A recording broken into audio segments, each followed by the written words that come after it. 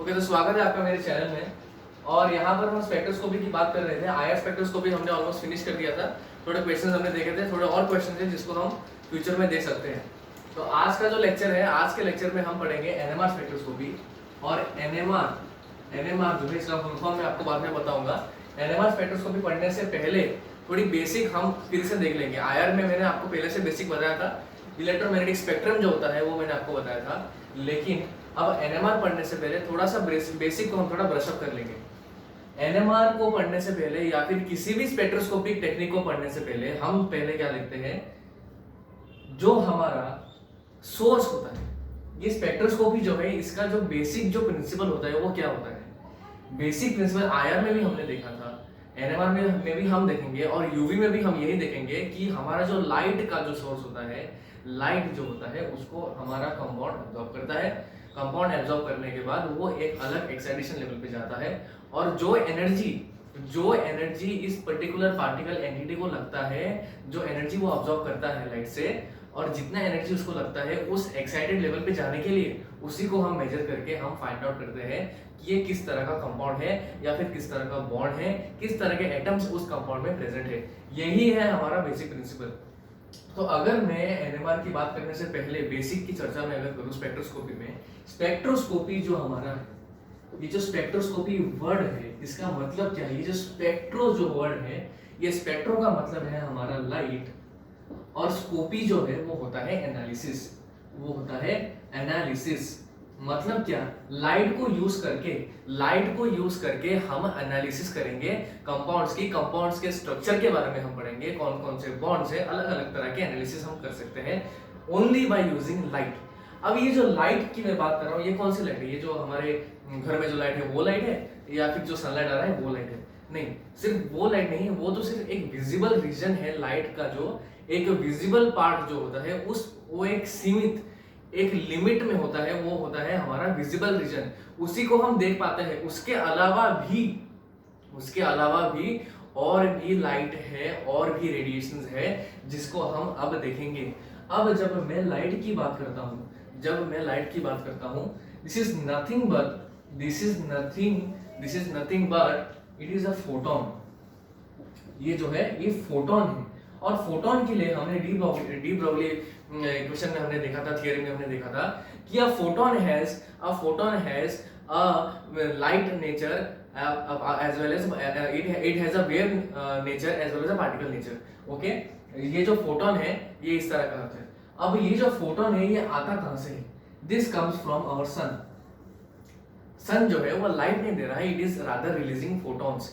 और ये जो फोटॉन्स है ये अलग अलग एनर्जीज के होते हैं। कुछ फोटॉन्स ऐसे होते हैं जिनकी एनर्जी जो है वो कम होती है, और डी ब्रोगली के हिसाब से energy equals to H nu and this is equals to H C by lambda. मतलब क्या, ये जो एनर्जी है, ये energy is inversely proportional to your wavelength. मतलब क्या, ऐसा भी हो सकता है कि ये जो फोटॉन्स है ये सारे सेम एनर्जी के नहीं है। ये जो फोटॉन्स है these are of different energies. Some photons में बी ऑफ हायर एनर्जी, मतलब उनका जो वेवलेंथ होगा वो छोटा होगा। कुछ फोटॉन्स ऐसे होंगे जिनके जो है एनर्जीज मीडियम रेंज में होंगे, तो उनके वेवलेंथ भी कुछ मीडियम रेंज में ही होंगे। और कुछ फोटॉन्स ऐसे होंगे जिनके जो है एनर्जी बहुत कम होंगे, तो उनके जो वेवलेंथ होंगे वो बहुत लार्ज होंगे, क्योंकि ये एक इनवर्स रिलेशन है। तो जब मैं इन डिफरेंट फोटॉन्स की जब मैं बात करता हूँ, एनर्जीज जबकि मैं बात करता हूँ, तो in simple terms organic chemistry में हमको एक इलेक्ट्रोमैग्नेटिक स्पेक्ट्रम जो है वो दिखता है, जिसमें कि सबसे हाईएस्ट एनर्जी वाले जो फोटॉन्स है, सबसे हाईएस्ट एनर्जी वाले जो रेडिएशंस है, उनको हम कहते हैं gamma rays. Then comes your X ray, फिर आता है X ray, then comes your UV visible, फिर आता है IR, then comes your micro, and then comes your radio. ये जो है हमारा ये जो है ये इलेक्ट्रोमैग्नेटिक स्पेक्ट्रम है। ये हमने पहले भी पढ़ा था, आईआर के लेक्चर्स के पहले स्टार्टिंग में हमने ये पढ़ा था। फिर से मैं आपको एक थोड़ा ब्रशअप कर रहा हूँ कि ये जो है हमारा ये इलेक्ट्रोमैग्नेटिक स्पेक्ट्रम है। और यहाँ पे क्या हो रहा है, ये जो है एनर्जी जो है यहाँ पे highest is E max and here energy is the lowest E minimum. And क्योंकि एनर्जी मैक्सिमम है इसलिए यहाँ पर वेवलेंथ जो होगा वो आपका मिनिमम होगा और यहाँ पर वेवलेंथ जो होगा वो मैक्सिमम होगा। यहाँ पर मिनिमम जो ये मैक्सिमम होगा। यही है हमारा ट्रेंड, यही ट्रेंड हमारे पास इलेक्ट्रोमैग्नेटिक स्पेक्ट्रम का है। और जब मैं विजिबल की बात करता हूँ, विजिबल जो हमारा रेंज है दैट कम्स अराउंड 400 से लेके 800 नैनोमीटर्स के आसपास ये है। And UV is 200 to 400। मतलब क्या, ये हर एक फोटोन जो है, हर एक फोटोन को हमने एक रेंज में उनको सेपरेट किया है। और हर एक तरह का जो एक रे होता है, रेडिएशन होता है, that is used for different types of spectroscopy. What types of spectroscopy, वो हमने पहले भी देखा था कि ये जो गैमा और एक्सरे है इनको हम यूज करते हैं मोसबॉर में। देन एक्सरे का जो ये पार्ट जो है which is on toward higher wavelength की तरफ है, थोड़ा लोअर एनर्जी है, इसको हम यूज करते हैं एक्सआरडी में, एक्सरे क्रिस्टलोग्राफी में इसको हम यूज करते हैं। देन यूवी विजिबल में हम ये इसको यूज करते हैं इलेक्ट्रॉनिक स्पेक्ट्रा में। आईआर को हम इन्हें पहले ही देखा है कि it is used in the vibration of bonds. फिर माइक्रो में हम देखते हैं कि it is used in rotation of bonds. और रेडियो फ्रीक्वेंसी को हम यूज करते हैं एनएमआर में। तो इनको इस तरह से डिफरेंट चीजों के लिए यूज करने का मतलब क्या है, ये हमको देखना पड़ेगा। जो ये गैमा रेज और एक्सरेज है, इस रीजन की अगर मैं बात करूं which is the maximum amount of energy, जब मैं गैमा और एक्सरेज की बात करूं तो इनमें इतना एनर्जी होता है कि they are capable of bond breaking. ये बॉन्ड को ब्रेक कर सकते हैं। इनमें इतना एनर्जी होता है कि वो एक बॉन्ड को ब्रेक कर दे। और इसी को हम यूज करते हैं इन मोसबॉर में।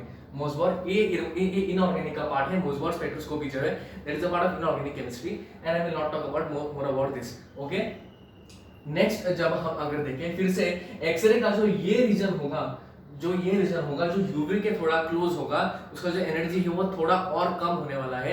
इसको भी हम यूज करते हैं in case of X ray crystallography, that is also a major part in inorganic chemistry. Although it is also used in organic chemistry. Organic chemistry में भी इसका बहुत ही बड़ा यूज है, क्योंकि इससे हमको बॉन्ड एंगल पता चलता है, बॉन्ड लेंथ पता चलता है।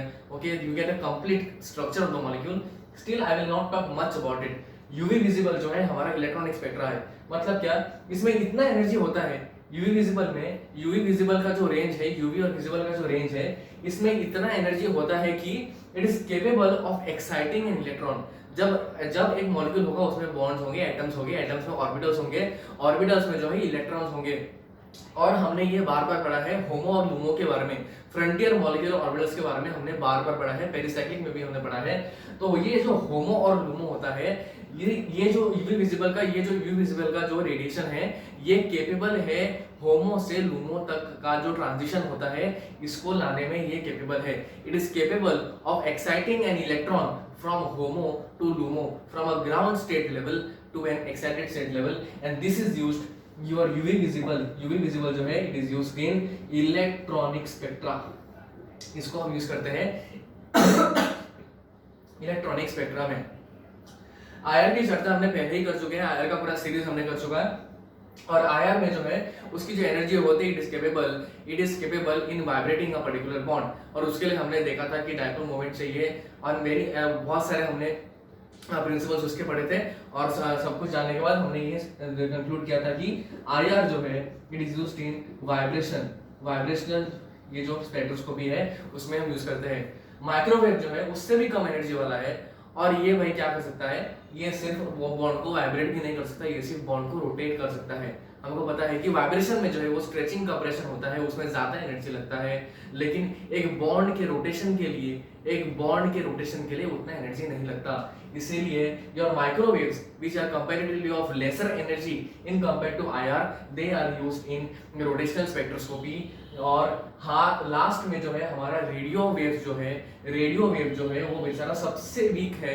रेडियो वेव जो है सबसे वीक है, उसमें बहुत ही कम एनर्जी है और ये क्या कर सकता है, ये न्यूक्लियस का जो जो एटम होता है, एटम में जो न्यूक्लियाई होता है उसमें न्यूट्रॉन्स होते हैं, प्रोटॉन्स होते हैं। It is just capable of flipping the spin of the nucleus. अगर एक न्यूक्लियस में एंटी क्लॉकवाइज डायरेक्शन में स्पिन हो रहा है उसको भाई क्लॉकवाइज में कर देगा, और अगर क्लॉकवाइज में हो रहा है तो उसको एंटी क्लॉकवाइज में कर देगा। इतना ही कैपेबिलिटी है रेडियो वेव्स का। और ये रेडियो वेव्स जो है, ये रेडियो वेव्स जो है इसी को हम यूज करते हैं न्यूक्लियर स्पिन की जब हम बात कर रहे हैं, इसी को हम यूज करते हैं एनएमआर में। एनएमआर का मतलब क्या? Nuclear magnetic resonance. Nuclear magnetic resonance मतलब क्या? न्यूक्लियस जो है उसकी हम बात करते हैं, न्यूक्लियस का जो स्पिन है, उसका जो मैग्नेटिज्म है, उसके बाद उसके साथ जो रेजोनेंस होता है वो क्या होता है, सब कुछ मैं आपको एक्सप्लेन करूंगा। इसी की बात हम करते हैं in case of radio waves. तो अब हमारे लिए जो इंपॉर्टेंट टॉपिक है वो क्या है? वो है हमारा रेडियो वेव्स। वो है हमारा रेडियो वेव्स।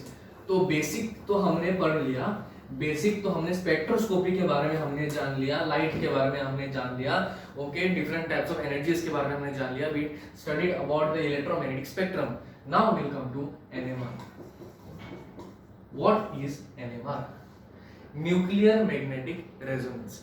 इसके लिए हम, जैसे हमने आयर में ही पढ़ा था, पहले हम पढ़ेंगे बेसिक, फिर हम पढ़ेंगे इसका principle, then comes your selection rules. मतलब क्या? कुछ गाइडलाइंस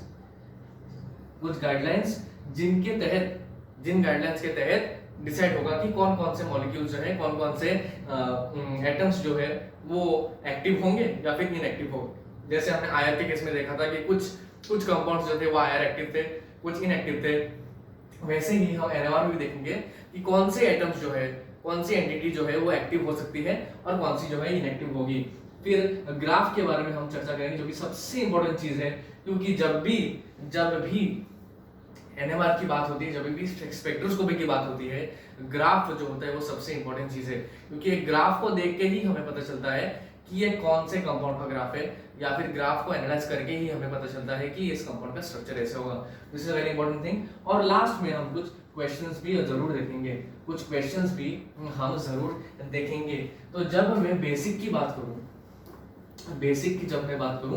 तो बेसिक एनएमआर का जो है, एनएमआर का जो बेसिक है, आई विल कंसीडर, आप कंसीडर करिए, जब भी ये जो न्यूट्रॉन होती है, ये जो न्यूक्लियर होता है, न्यूक्लियर जो होता है एटम के अंदर, इसमें न्यूट्रॉन भी होता है प्लस प्रोटॉन भी होता है, करेक्ट? न्यूट्रॉन भी होता है और प्रोटॉन भी होता है। न्यूट्रॉन जो है वो न्यूट्रल स्पीशीज है, लेकिन हमारा जो प्रोटॉन है that is a charged species, it is a positively charged species. And according to physics, okay, whenever, और ये न्यूक्लियस जो है इट इज स्पिनिंग, वो जो है वो स्पिन करता है, either it could B anti clockwise और इट कुड बी क्लॉकवाइज।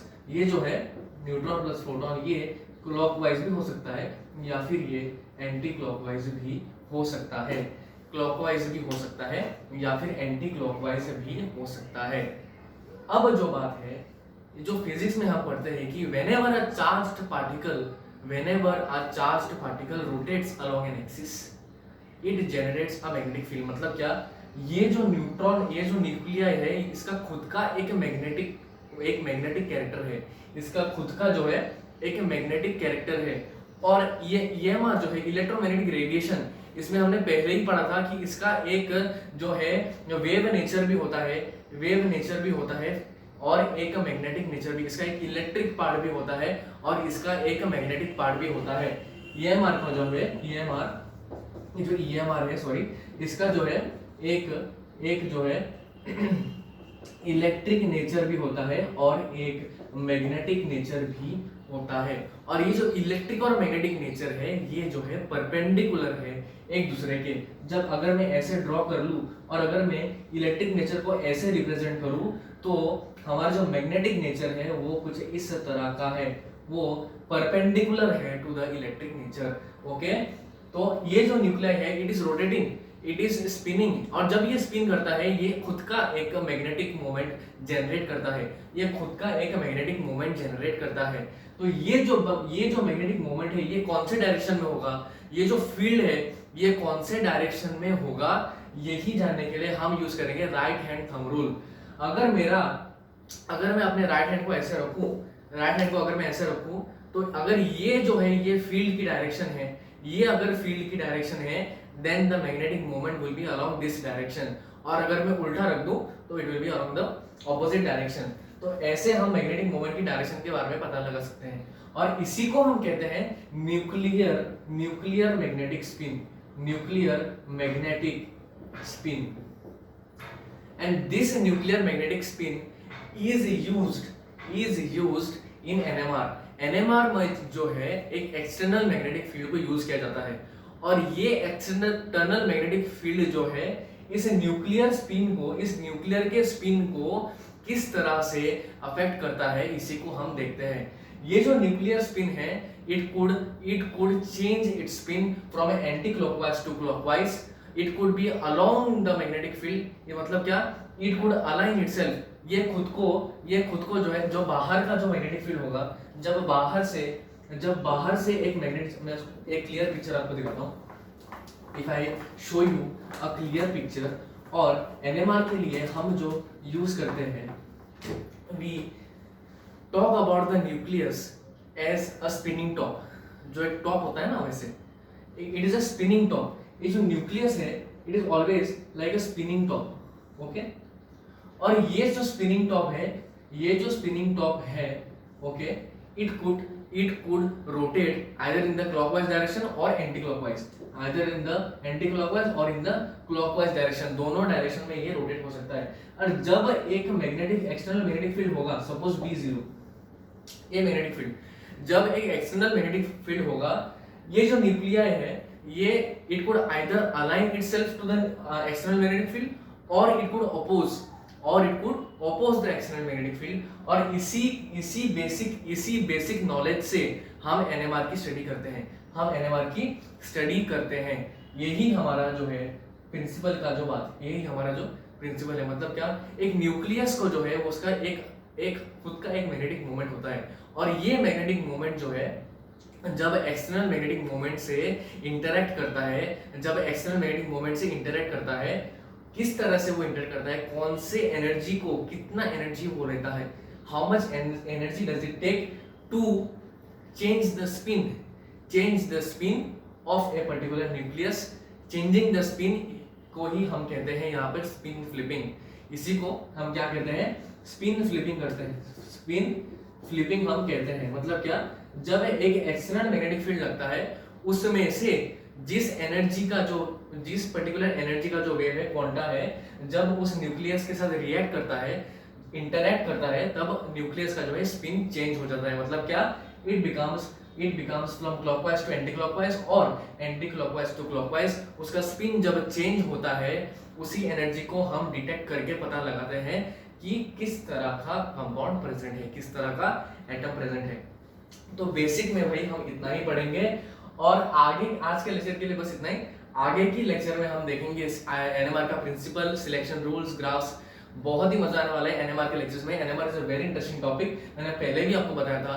तो अगर आपको आज का वीडियो पसंद आया तो इस वीडियो को लाइक करें, शेयर करें and subscribe to my channel. और थैंक यू वेरी मच।